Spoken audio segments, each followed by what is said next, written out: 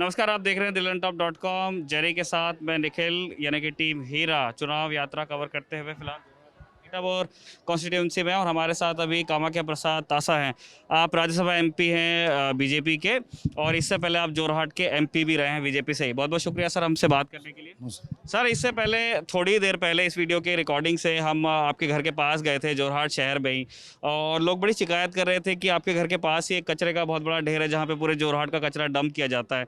और लोगों ने ऐसा कहा कि बहुत टाइम आपके आने जाने का रास्ता भी वही है, लेकिन उस चीज़ को आपने एड्रेस नहीं किया। आप क्या कहना चाहते हैं उन लोगों से?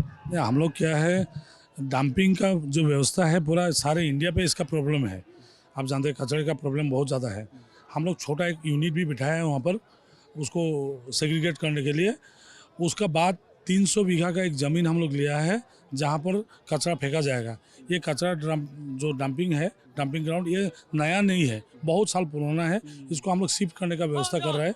अभी शिफ्ट हो जाएगा। एक छोटा यूनिट लगाया, उसको ट्रायल बेसिस में उसको स्टार्ट करने के बाद और another 2 units will be establish there. तो हम लोग चाहता है कि इसको इतना जल्दी समाप्त नहीं किया जा सकता है। इसको थोड़ा हम लोग देख रहे हैं, वो 300 बीघा ज़मीन में हम लोग शिफ्ट कर सकता है कि नहीं। पहले एक दूसरा जगह पे हम लोग लेके गया था, लेकिन वहाँ पर भी आदमी का बहुत शिकायत था, इसीलिए उसमें नहीं सक्सेस नहीं हो पाया। सो हम लोग चाह रहे हैं कि इसको एक छोटा सा यूनिट जो सक्सेसफुल हो जाएगा तो बाकी 2 हो जाएगा। आई अंडरस्टैंड कि ये एक म्यूनसिपैलिटी का इशू है और आप राज्यसभा में हैं, बट स्टेंस लोगों ने आपका नाम लिया, इसलिए हमने ये सवाल आपसे पूछे। जिस यूनिट का आप जिक्र कर रहे थे, हमने वो भी देखी। लोग ये कह रहे थे कि वो पूछ रहे थे कि क्या पता वहाँ बिजली का कनेक्शन है कि नहीं, उन्होंने कभी चलते हुए नहीं देखा। इट इज नॉट स्टार्टेड, पूरा एस्टेब्लिश किया गया है ट्रायल बेसिस पे।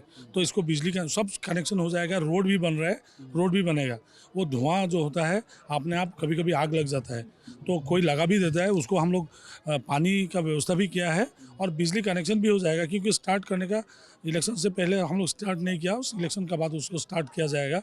वो म्यूनसिपैलिटी का प्रॉब्लम नहीं है, म्यूनसिपैलिटी भी हम लोग का अंडर में आता है, तो हम लोग उसको देखना बहुत ज़रूरी समझता है। सर, एक और सवाल मुझे पूछना है। अभी बस आने ही वाले हैं एचबीएस यहाँ पे। एक आखिरी सवाल है। मैंने देखा कि आपके जो कॉमरेड्स हैं जो लोकसभा में बैठते हैं, आप राज्यसभा में बैठते हैं। मैं पहली बार किसी राज्यसभा एमपी से बात कर रहा हूँ।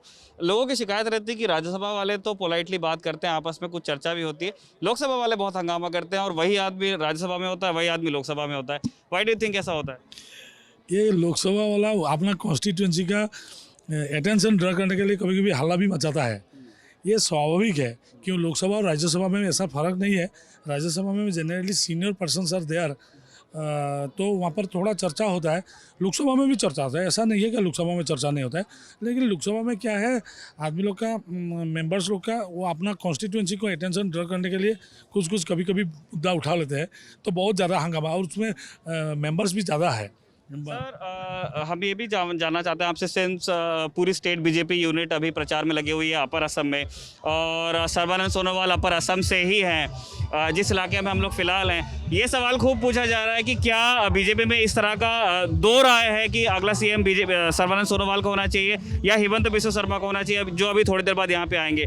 क्या इस तरह की कोई चर्चा चल रही है? नहीं, कुछ चर्चा नहीं चल रहा है। ऐसा लोगों का बीच में चर्चा तो हो गई कि कोई इशू ऐसा है क्या, चीफ मिनिस्टर कौन बनेगा, क्योंकि हम लोग का सेंट्रल, हम लोग का जो राष्ट्रीय समिति है, ये बोला है जो chief minister will be decided in the parliamentary board.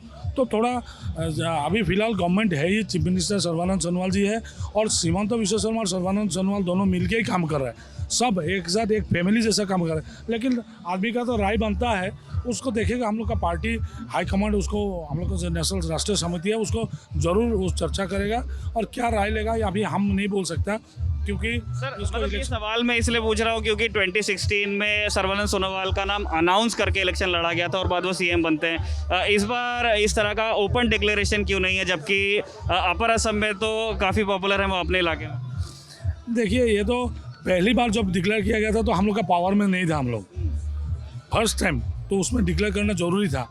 इस बार कोई जगह पे आप वेस्ट बंगाल में भी देखिए और दूसरा जगह में चीफ मिनिस्टर का कैंडिडेट का डिक्लेयर नहीं किया गया। तो इसका राष्ट्रीय समिति का एक ये उसका राय है, तो राय को हम लोग को मानना पड़ेगा। लेट अस सी आफ्टर इलेक्शन, जब रिजल्ट होंगे उसके बाद तो डेफिनेटली वो चर्चा में आएगा। Personally who would you prefer, HBs और मिस्टर सोनोवाल? दोनों काफ़ी, बोथ आर कॉम्पिटेंट। ऐसा बात नहीं है क्या, चीफ मिनिस्टर जो भी होंगे पार्टी से ही होंगे। सर्बानंद सोनोवाल भी काफ़ी काम किया है, उनका भी पॉपुलैरिटी बहुत ज़्यादा है, इसीलिए ये राय मेरा देना उचित नहीं होगा, क्योंकि राष्ट्रीय समिति उसको देख रहा है as a member of BJP. हम लोग जो भी चीफ मिनिस्टर बने उसको ही हमको मानना पड़ेगा और काम चलाएगा, मेरे को लगता है। Thank you very much sir, हमसे बात करने के लिए। आपने कैंपेन ट्रेल के बीच में वक्त दिया है। जरी के साथ जोरहाट से मैं हूं निखिल। देखते रहिए दिल ऑन टॉप की चुनाव यात्रा। शुक्रिया।